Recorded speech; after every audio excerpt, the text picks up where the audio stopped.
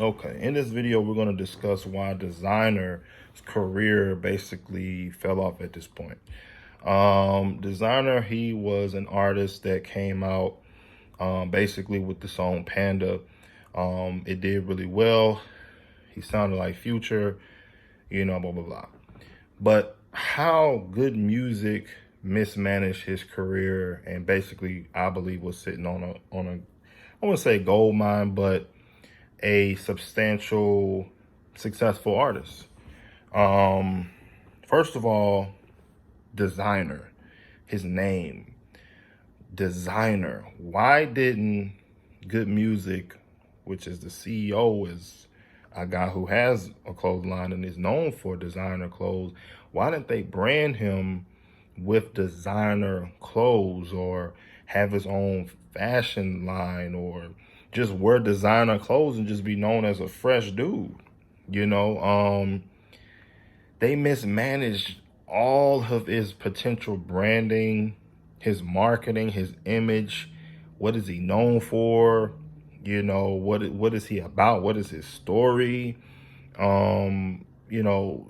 It's really sad that you have a guy who had to resort to doing gimmicks. I mean, when he was doing a little dab thing, he had a crazy face, doing all his little dab stuff. And, he was trying to do the Millie Rock and, it was just corny. So it was just like, okay, we're not going to take this dude serious. He's going to be out of here in 3, 2, 1. Boom, he's gone.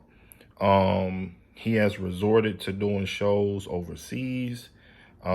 He doesn't get booked. I mean, when the last time you seen Designer be booked in your city? Don't worry, I'll wait. Exactly. He hasn't. So Good Music, and this is why I want to go into this part here about labels and why labels are just people who work at the label at that time. Now, mind you, I'm doing like a bunch of videos today, so you might see the same outfit, but the video I did that I released is probably going to be 2 days ago about that Joe Budden and that Lupe Fiasco video. Lupe Fiasco didn't diss Atlantic Records. He dissed 3 people who were the top executives at the record label at that time. So Good Music, I remember watching, I think it was Family Feud, and Kanye had on his side of the, on Family Feud, he had a bunch of cousins, and one of the cousins was like, yeah, our record label. And I was like, damn, he's kind of arrogant, you know what I'm saying, to be like our record label, because if you doing something over there, somebody don't know how to market. I mean, he just look like he giving the family the hookup. I mean, honestly, Kanye, was the guy who said that his cousin stole his laptop. So obviously he's putting people in position that he just it's nepotism at this point, because whoever is at Good Music don't know what they're doing. You got Pusha T as the president, and he's an active artist. Anytime you have an artist as the president of a record label that's active, that record label is not going to be at its optimum level. Like, in the comments, give me one record label. If you just say no record label, if you can, as an option. There's no record label in the history of record labels that was ran by an active artist at the helm of it, and it was successful. Also in the comments, give me an example of an artist who signed artists and they actually had good careers. That doesn't mean they're the president. When I say president of a record label, I'm talking about a major record label. I'm not talking about like Cash Money or anything like that. Cash Money was under Universal Music Group, okay? And Universal Music Group handled Lil Wayne. So don't, get it misunderstood what I'm saying by the president. Def Jam is under Universal Music Group. as Jay-Z. I'm talking about us, and actually at that time, nothing was really going on when Jay-Z was the president as well. That was just a title that they put on him. So you got to think about it. If and I was going to mention what I was going to say in the comments is, what record label would you say that you would sign to as an artist that a rapper owns? Because owning and operating as a president or a CEO is two different things. So when an artist says that they CEO means Chief Executive Officer, which means you have a job. You can hire a CEO to run a company.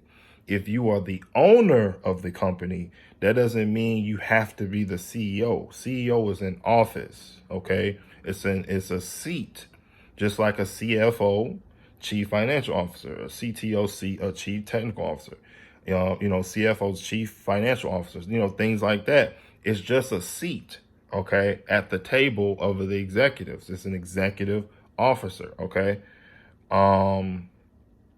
So at the end of the day, good music mishandled that man's career, and any artist that's trying to get signed, you have to understand. I'll give you another example. T-Pain, okay?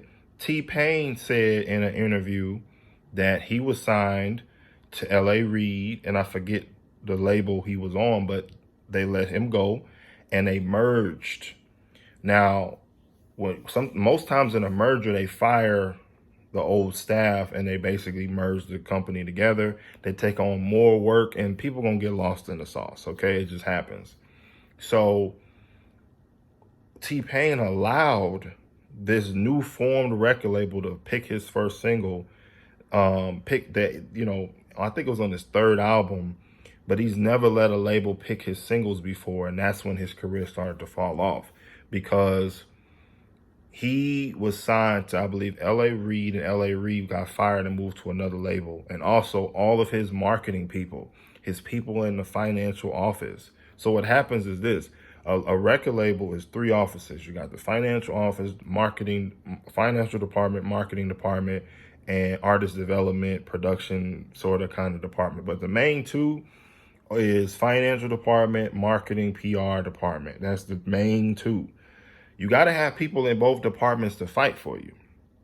Now, if T-Pain was signed at a time where he had people in the financial office saying, "Hey man, you need to give him put some more cheese on his budget, man. We need to push this guy."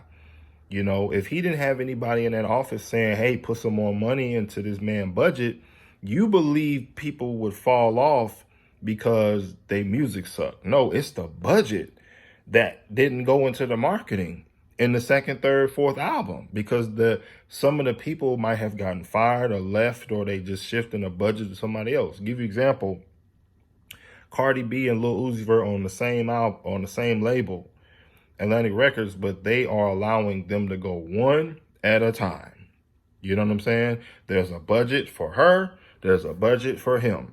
And remember, when Cardi B had her run, Lil Uzi Vert was not allowed to release music, or he didn't release music, because they was putting all the budget into Cardi B. So it was not just that Lil Uzi Vert had some issues. The financial department right now is smaller in the aspect of they're not going to just throw a lot of money at a lot of different places.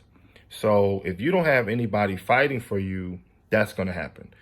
Also, marketing department. If you don't have the right people in the marketing department to come up with the right ideas, the right strategy, the timing, what record to put out, how we gonna market it, well, those people are fired. Now you got to deal with new people that you don't have no bond with, no relationship with. They don't know you. They don't know your style. They don't know the journey. They don't see the vision. You got to teach them the vision. Excuse me. And a lot of times, you have people that are not in the culture telling artists what to do, okay? And that causes division, and you have a lot of problems. So basically, I know this video went on a whole other subject, But I'm probably title this video somewhere along the lines of why a record deal may not be the best, lane or major record deal, and how they messed up Designer's career, something to that extent. But in the comments, man, tell me what y'all want to hear from me to discuss. Let me know what y'all think. I always reply back to the comments. Any comment that I see, I'm gonna try to hit you all back.